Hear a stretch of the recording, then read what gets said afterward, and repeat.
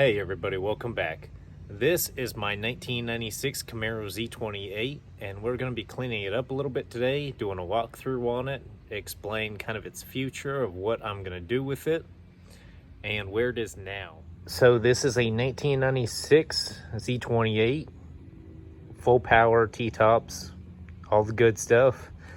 The front end is off a 2001, 2002 Camaro that came from the salvage yard y'all always see me and John going to, and that is in a Camaro hood, very quality hood, came from the salvage yard too. So as you see, it's pretty dirty. I just started cleaning it up a little bit this morning. When we started doing Hell Coda, I ended up pulling it out of the garage and kind of shoving it in the corner of the yard for a little while.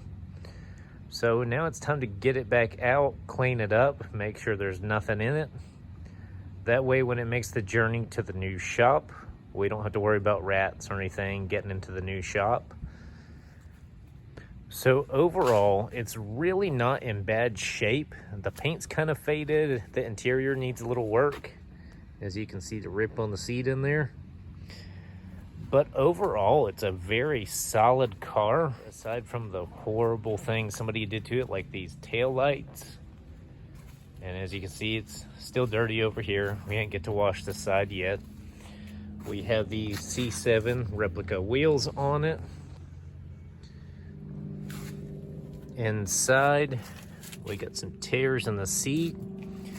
But overall, it's really not that bad. I ended up taking the dash apart because I was messing with the radio to get it to work again.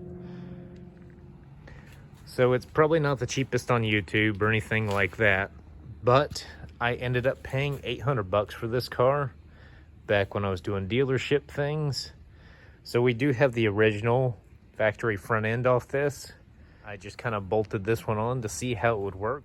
I had never done the Fortune Camaro front end conversion like this from the early model to the late model.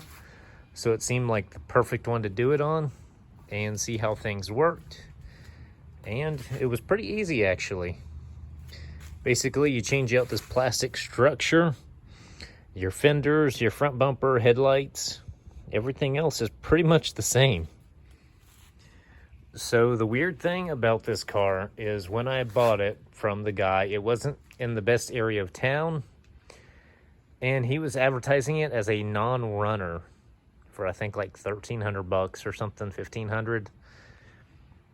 But he really didn't quite know much about it or what he had gotten into. He bought it as a project from somebody apparently and could never get it running right. Probably within a week of bringing it home, I figured out why they can never get it running right. And that is because somebody swapped like a early, maybe 93, 94 Corvette LT1 into this 96 Camaro. So there's a few differences between them, like this earlier model, the 94 Corvette LT1, does not have a crank sensor on it. So there's a lot of weird quirks like that where things just weren't plugged in. And, you know, tracing wires back, looking for plugs where something should plug in, there was nothing there. And it was kind of confusing because I also went to get a oil filter for it, to change the oil in it, do that fresh. And it ended up being a Corvette oil filter instead of the Camaro LT1 filter. So when I realized the filter was wrong, I Googled the part number to kind of trace it back for the oil filter as to what engine that oil filter would go to. And it came back more towards the earlier LT1s, which is what this turned out to be after doing some investigation. But it's kind of weird. They mixed and matched some parts. Like we do have a Camaro water pump on here, as well as some other things. And there's a ported throttle body on here. It seems like somebody started doing some things, but maybe didn't quite know what they were doing. Our AGR system is capped off, as you can see that right there. So we'll probably end up putting headers on this and doing some other crazy things when we start actually building this thing. But right now we're just kind of cleaning it up. So this car also came with random spare parts, and some of those parts were this valve cover, for example. So somebody spent a good little bit of money in parts and whatnot for it, but then they also spent some not so good money. So it's kind of confusing as to what they had going on here. But this will definitely be a future project down the line in a few months when we move to the new shop and we're settled in. The plan with this car kind of keeps evolving. I ended up buying this one originally to be a donor car for my other 4th gen Camaro. But this one almost seemed kind of nice to be scrapping it for parts like I planned on doing. But I think I'm still gonna do that anyways, but then I might have a backup plan for this body, if that kind of makes any sense. So the overall plan would be drop the drivetrain out of this, sort it out. We're probably gonna end up doing a motor build on it, forged pistons and things like that. From there, the plan would be putting the drivetrain in our fixed roof coupe 4th gen. You know, the hard top without the T-tops, all that. From there, we would end up going to a twin turbo setup on this engine in the other car. If you remember the earlier kind of Callaways, those sort of builds from the early 90s, that's kind of my angle that I want to go for right there. From there, we'll be doing a wide body on the car as well. You know, front and rear, making a nice Coke bottle shape so it doesn't look like a little doorstop like I usually do. We'll probably end up painting it that slate blue-gray color that's on some of the C6s.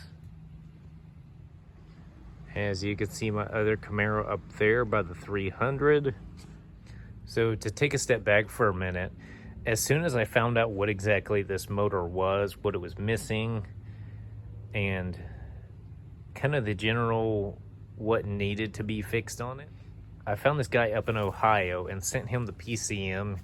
He got into it, did some tweaks, tuned it a little bit, and now it runs great, actually. I ended up driving the car around for a little while just to kind of see, and ultimately it ended up having a brake booster leak, so I parked it after that.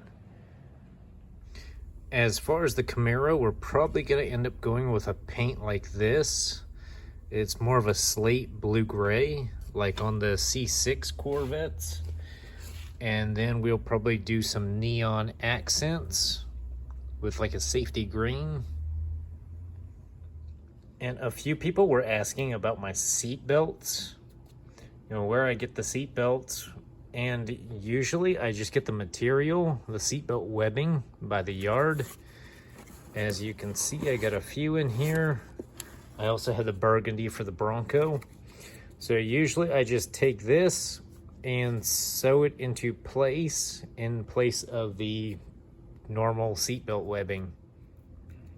So that would be, you know, into the retractor and all the way through. But you have to use a thick thread and go through it a few times. That way you keep the safety factor in it. So if you can imagine it, with a wide body on it, that slate blue-gray color, a blacked out roof line, blacked out windows, and then we do black wheels on it, which would be like an 18 by 12 in the back, and then an 18 by maybe 9.5, 10 in the front, with all our neon safety green accents on it. It would definitely be a unique Camaro that I haven't really seen yet. So that's pretty much it for today's video on this, and that's kind of the update, the future with it. I'll probably be going through a few cars here, giving you walkthroughs as to what we're getting rid of, what we're keeping, the plans for them, and that sort of thing moving forward. Things are about to change. So in the next few videos, you'll see me walking through some of the cars, whether we are getting rid of them, doing certain work to them, just various things that are happening. As most of y'all know, the move is coming, so I gotta start getting things in order. The CJ2 will be leaving by the end of the year, as well as the Bronco. I'm kind of back and forth on the 98 Chevy OBS truck. There's some things I would like to do to it, but I'm not sure if I want to keep it or not. That would make, logical sense as to doing those things. It would be cool to do rack and pinion conversion on it. The OBS is kind of one of those ones. I picked it up for like 600 bucks. I really like that truck in general, but lately just other projects have come along that I've been more interested in, so I kind of backburnered it. It really just needs paint put on it and the interior redone. The power steering went out in it. I think you saw that in one of John's videos, where the steering was whining real bad on it. But depending on what happens with that one, if I end up keeping it, I'll probably do a rack and pinion conversion on it and do away with the whole steering gearbox. As far as, the pitman arm and all that stuff, it just kind of leaves a lot of slop in the play of the steering. But I've kind of also reached a point of how many trucks do I really need? So we'll probably end up getting rid of a few trucks. And kind of my next chapter is I really want to start building things that I'm interested in personally and not just cheap things I found and kind of like. I'm looking to maybe do like a 90s Mercedes coupe. So moving forward, I kind of want to get away from some of the trucks. Granted, we will be building a 1947 Chevy 3600. That's kind of one of my big projects I got here that I want to do. As well as doing like a 90s Mercedes coupe with a Hemi swap in it. So I've been working on a few things, maybe finding a CL55, because they have a lot of the similar components in the drivetrain as the Chrysler 300. So I could probably do a pretty easy conversion on one of those. And if you know my history, you kind of know why I picked that car as to one I want to do a project on. As well as there's a couple other little things going on. Like I really want to do the Turbo LT Camaro. That would be fun. And then when I get the shell from the other one, the donor car, I do want to do like my own one-off rebody on it. So it'd be a Camaro underneath. We would do a LS drivetrain. And then it would just have some kind of crazy body on it that makes no sense at all and looks like nothing else. I think that'd be pretty fun to try to do. If y'all have been seeing any of my fiberglassing, body shaping on the 300, those sort of things. Because I do kind of have a fabrication history that a lot of people know me for. So it'd be kind of interesting to do that and put that out there on YouTube. Because I don't really know that I've seen much in that particular direction. And that's kind of what I want to do moving forward after the move, when I have more space and kind of a better setup situation. But also after the move, we will be painting this C3 up here. And I think doing the steering system on it, nothing crazy, just repaint basically. Fixing a few little body issues. Typical cracks in the fender where the rivets pop up by the headlights, that sort of thing. Because we see all these kind of crazy builds people got going on. And I'm kind of one of those people, I would like to do more of a period correct customization build on it, if that makes any sense. With just a touch of, modern flair to it. Because the Camaro, for example, I really like the early 90s Turbo LT cars, just because that's kind of what I grew up on. My dad, uncles were all into the Chevys, Corvettes, Camaros. So I'm sure y'all remember a lot of the 90s Callaway cars, the Sledgehammer Corvette, those sort of things. And that's kind of the direction I would want to go with it, but with a few modern touches to it. Like I'll probably do a full custom dash in it, a center console, do some modern touchscreen in it, backup camera, that sort of stuff.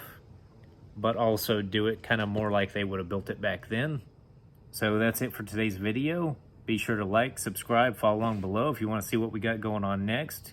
And also, if you aren't already, go check out John's channel, Boosted Motorsports. We kind of work together on a few things, and he has some interesting things going on over there as well. So here's a sneak peek on the door panel we got going on. We should be over there soon to test fit this thing and see what we're doing next to it, as far as around the dash and the speaker.